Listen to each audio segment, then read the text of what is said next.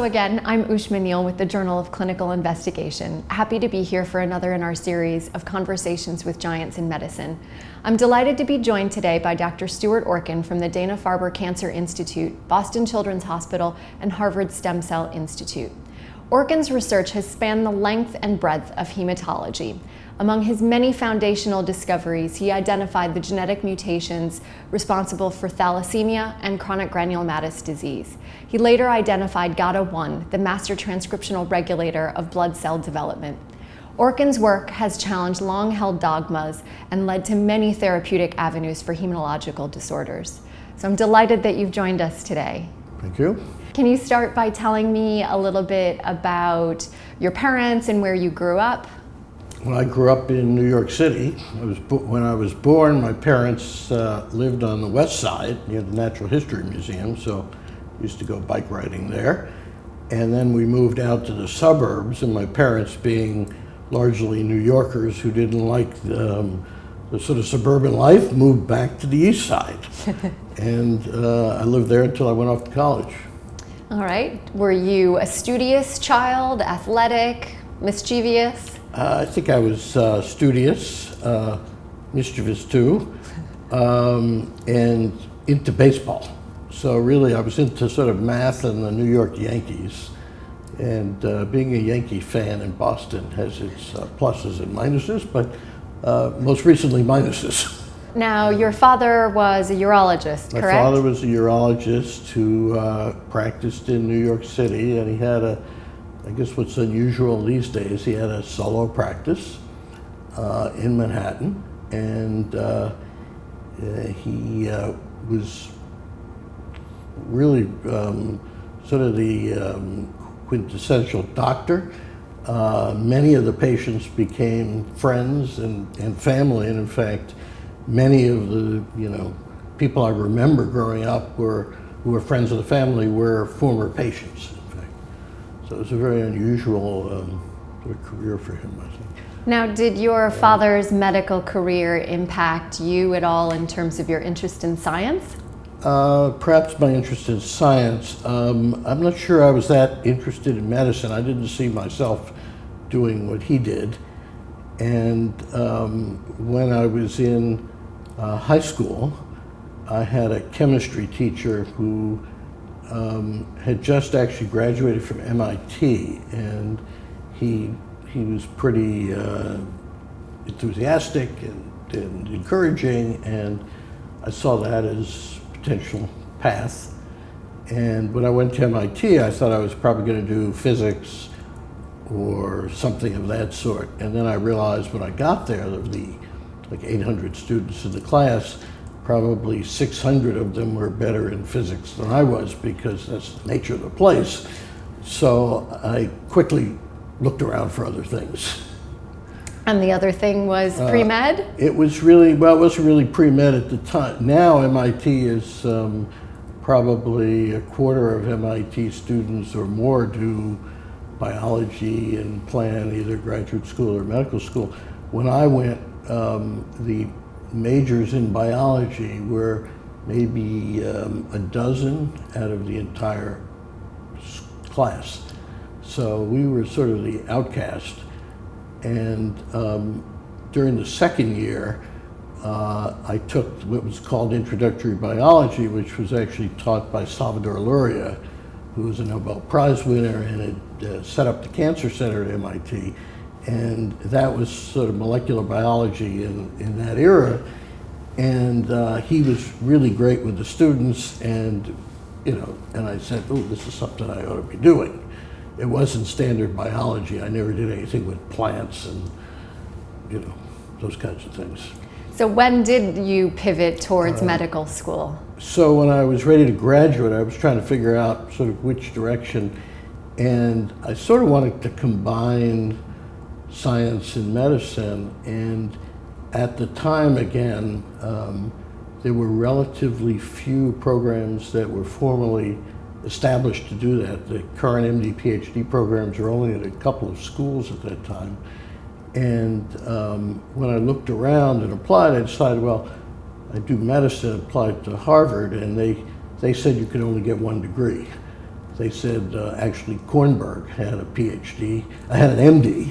Kornberg had an MD from Harvard, was chair of biochemistry at Stanford, had a Nobel Prize, and what did you need another degree for? So if one degree was sufficient, I thought, okay, I'll do that. But at the time, you still thought you would be a scientist and not actually a clinician. I wasn't really that sure, but I had done quite a bit. I worked summers in various laboratories. Spent one summer actually at the Rockefeller University, one summer at Albert Einstein Medical School. So I had done quite a bit. And probably I had done about as much as many PhD students would get through by the time I graduated. So is that part of what led you to spend one of your years of medical school working with John Littlefield? Yeah, so that was encouraged. Taking a year out was the alternative. And we had about 6 students maybe 6 in the class who did that. And many of them actually have gone on to careers in science or medicine, a couple of whom really didn't do medicine at all and did essentially science. And I chose John Littlefield because he did genetics at that time on mammalian cells, and that was an interesting sort of new topic. And I spent a year and had the opportunity to be quite independent during that year. So then how did you finish medical school? Did you say, I really don't want to be a clinician, but I'm down this track? Or were you thinking that perhaps clinical I don't think I was entirely sure what sort of career I'd have. And it was, again, the time of the Vietnam War, and the draft was still, this was the tail end of the draft. And I had the opportunity, on recommendation of a number of people, to apply to the NIH, to the Public Health Service, which was really the primary training route for physician scientists at that time. And it was recommended that I consider Phil Leader as a mentor, and so I applied to the NIH program. And the other advantage of that was that if you committed to go to the Public Health Service, they actually paid for your last year of medical school, and you got a stipend as a fourth-year student. So, I felt really great. I had this stipend you could actually live on as a fourth-year student, plus I had a commitment to go. And the only perhaps downside of that commitment was I had to go after 1 year of internship. And so I did an internship, was at the NIH for 2 years, and then had to decide at that point what direction to take. So at what point did you decide on pediatrics, which you did your residency in, and or hematology? Where did that decision come about? I think it came pretty early on. I think I decided that adult medicine was complex. Although as I get older, I like old people better. I wasn't sure that I liked old people at that point. And I did like kids. And I also saw it as an area where one could extend genetics to the science much more easily, or at least at that time. And so that was really sort of the first motivation, was really genetics and pediatrics. And then I thought hematology was in many ways the most sort of organized science in terms of medicine. You could obtain the cells, you could do things with them, and there were a lot of interesting diseases that one could pursue. Now, I spoke with one of your former mentors, David Nathan, who claims that he came down to the NIH to bring you back to Boston and convince you to do your clinical training at Children's. There's some truth to that. I had a number of possible options at that time, and I'd considered actually genetics fellowships as opposed to hematology fellowships, ultimately coming down on hematology because I actually thought it was much more interesting and also might have more clinical applications that I might be able to pursue at that time. And David did meet me while I was down at the NIH, no question. Now, so when you got back to Boston and you finished your residency, David Nathan gave you a lab immediately. Not exactly. Okay. So correct the I'll scientific correct the record. science. So I came back as a resident because I wanted to complete pediatric training. So I came back as a junior resident, second year, and was committed to the hematology fellowship, which would start the following year. And about midway through that year, David Nathan called me and said that Bernie Forget, who recently unfortunately passed away, but was in the division, had just accepted a position at Yale, and he was moving. And David told me I would have that space, I would have his technician, I should obtain the applications for grants from the NIH and the March of Dimes, send these applications in, I would get my money, and I would begin my laboratory while I was a fellow. And the only sort of reorganization of fellowship time was that I did 1 or 2 months less of clinical oncology to allow me the time to set up the laboratory. So I was sort of a fellow in junior faculty at the same time. So what were the first research topics that you decided to take on as you established your laboratory? So when I established, if David hadn't come by and with this offer, I'm not sure exactly what I would have done because the path would have been to enter someone else's lab, perhaps as a postdoctoral fellow in the fellowship program. And I wasn't sure what lab I would choose if faced with that, because when I came from the NIH, we were doing what was at that time the cutting edge molecular biology, and there was, I didn't think there were people locally who were probably much more advanced in that than I was at the time. Maybe I was naive. But when David gave me the opportunity, I then independently started up again in hemoglobin research, because that is something I had some experience with at the NIH with Phil Leader, and there were obvious diseases, the thalassemias or sickle cell disease, in which one could begin to ask questions, particularly about gene expression and the genetics. And you know, many people at that time probably thought I was not making the right decision because at that time there were others in the field fairly well established. Bernie Forget was certainly established and been recruited to Yale as a professor. Y.W. Kahn, who's at UCSF, had been recruited from the division several years before and actually asked me while I was a fellow whether I wanted to join his group. And so starting out with that sort of project area as one that I would concentrate at might in retrospect have been sort of foolhardy. In the late 80s, you were named an HHMI investigator, and that has continued to this day. So what did that recognition and that boost in finances help? How did that help? The HHMI position really helped stabilize essentially my career. That was at a time when HHMI did not have the competitions they have now. They had positions at institutions, and David Nathan, because of his connections, in fact, with Frederickson and maybe George Thorne, was able to convince the HHMI to put positions at Children's Hospital. This was a coup at that time, because certainly the other hospitals would be competing for those positions, and even the medical school would compete for them. So it really made an enormous difference in Children's Hospital and allowed the hospital to really stabilize a research base. And so at that, I think the initial number of investigators was, I think, 6 at the time, something on the order of 6.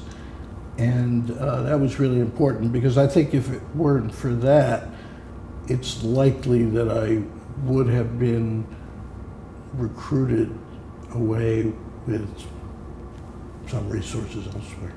So you started out working on the mutations in thalassemias, and also you were featured on the front page of the New York Times for coming up with the first prenatal diagnosis for thalassemia. So that must have been both a very exciting and heady time. That was an interesting time. That was in the summer of '78, when I was just actually being formally appointed to the faculty.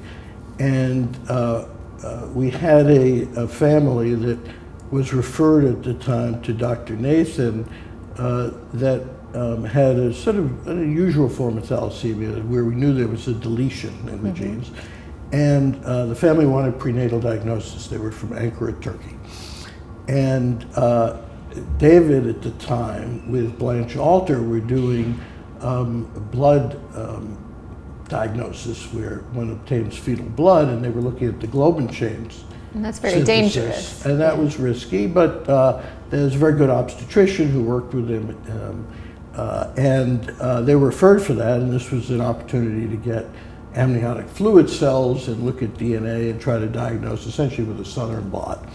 And so we did that. The paper was published in the New England Journal, and the remarkable thing was it actually appeared on the front page of the New York Times. The article appeared the same day that Louise Brown, the first test tube baby, was born. And so they were both on the front page. And also in this description of our work, it was referred to that we actually isolated a gene, which really wasn't true at all, but it sort of got miscommunicated in the lay press. And so in addition to getting all this sort of recognition and notoriety, it was the same day as Louise Brown, so we got much more attention.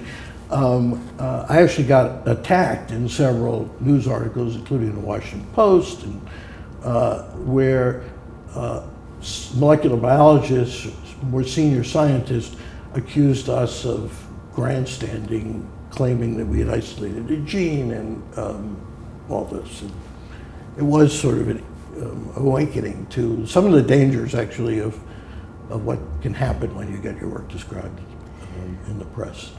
But then you did go on to be one of the first to use positional cloning to identify a gene for a disease, chronic granulomatous disease, without actually even knowing the underlying molecular basis. Yes, so it was all an interesting time. The thalassemia work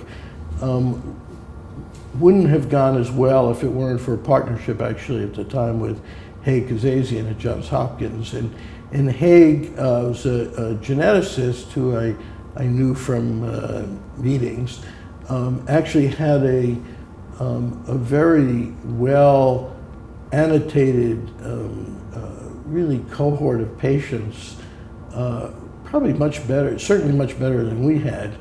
And we collaborated really as a duo on that work. And it was really an exciting time because obviously it was before fax or email or anything like that. So we used to talk on the phone almost every day about the work.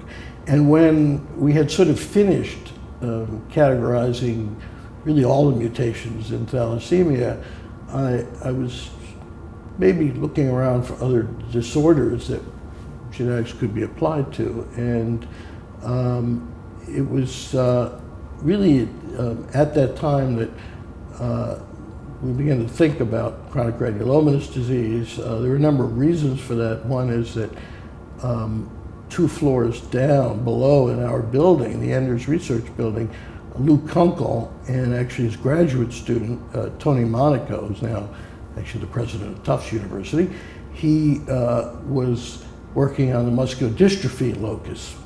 And there was genetic evidence they were relatively nearby, although actually quite distant.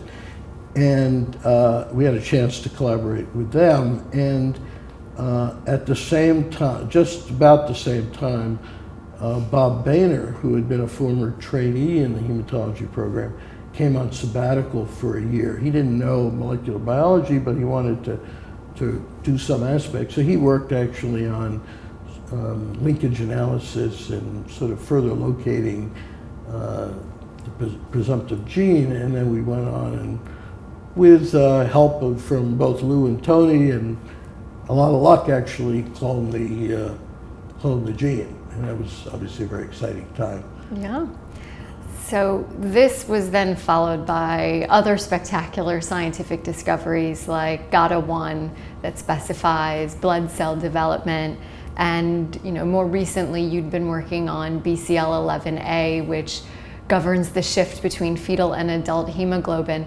And these findings have a lot of commercial potential. So do you have an entrepreneurial streak in you? Well, GATA1, although it was sort of the founding member of sort of the blood transcription factors, and I think what we've learned from that sort of sets the paradigm and underlies even leukemias and sort of the general principles. There was no commercial interest whatsoever in that. BCL11A has attracted lots of interest from pharma, small biotech, because increasingly treatment of patients with hemoglobin disorders, particularly sickle cell, are seen as global issues. And I think now, because we understand some of the mechanisms and we have identified the proteins that are actually involved, they actually see established targets for the first time. And although they're difficult targets, they do see opportunity to eventually develop drugs. And so there has been a complete turnaround in terms of interest, although it's still a very difficult problem. Entrepreneurial, I'm not sure of that. I'm interested in developing these things. I'm interested in seeing this work come to clinical impact. But if I were that entrepreneurial, I probably would have started my own company. I've resisted that. I try to work with others, either academically or non-academically, as I see that probably still the best way to get this work, hopefully, to the end. Are you still clinically active, and do you participate in any of the clinical trials? No, so I attended in clinical hematology for many years, but when I became chair of pediatric oncology at the Dana-Farber, which was a substantial administrative task, I let the clinical work be done by others. And I don't participate in any clinical trials, but I'm certainly involved in discussions particularly around gene editing or gene therapy having to do with the hemoglobin disorders. So speaking of your time away from the bench and away from the bedside, as you became a more mature scientist, you were enlisted to help in any number of IOM and NAS committees, and you mentioned being chair of pediatric oncology at the Farber. So what have these administrative and leadership roles taught you about how to be a better scientist and clinician, if anything? What have they taught me? I think they've taught me that quality really matters, and that's what we have tried to do in our own program in terms of trainees and also faculty, is really find the best qualified individuals we can, and those who are really committed to a particular mission. And sometimes those people are not good at promoting their own work. Sometimes they need some guidance on that. Other times they're very good at promoting, but they need some restraints. And I think that it's been very reassuring to see the quality of people, and also gratifying to see how well our program in particular has done in terms of recruiting trainees, retaining trainees as faculty, and often bringing back faculty who leave to more leadership positions. Right. Well, speaking of that, you have a known nose for talent and a spectacular reputation as a mentor. So what is your approach to mentoring trainees in your own lab? My own approach is really being very accessible to the trainees. I'm around most of the time in one way or another, or can connect with them if needed, but particularly being really totally straight and treating them as colleagues and not as subordinates, I guess you'd say, and trying to give them enough freedom to be independent, but at the same time paying real attention to what they do. I've been obviously fortunate because we've had extraordinary trainees come to the laboratory, and I never know how much of that is due to me, how much is due to what we do in the lab, either present or past. But it's been an interesting ride. You had a series of pretty spectacular and charismatic mentors yourself: David Nathan, Phil Leader, John Littlefield, Charles Janeway. What do you think you absorbed from their methods of mentorship? I think each one of those mentors was different. And I guess what I observed and sort of learned was just be yourself and do it your own way, as long as you're listening, paying attention, and give proper feedback. There is a tendency now to sort of codify mentorship and make it into a sort of formal practice, and I respect that, but I think it's difficult to create it if someone is not, it doesn't have that tendency. So at the end of a particularly long and troublesome day or week or month or year, have you ever thought about a different kind of career? At times, probably not seriously, but I think when I was growing up, I thought about law, I thought about architecture, but I have no three-dimensional senses, so that probably wouldn't have worked. Every once in a while I consider it, but I still think that the job I've had has been remarkably gratifying. It's really a privilege to do what we do because we enjoy most days, not all days, but we enjoy most days. We get paid to do it, and that's something most people don't have the privilege or luxury to do. And we think we're doing something positive for medicine as well. Thank you so much for joining me today. It's been a real pleasure hearing a little bit more about your work. Great.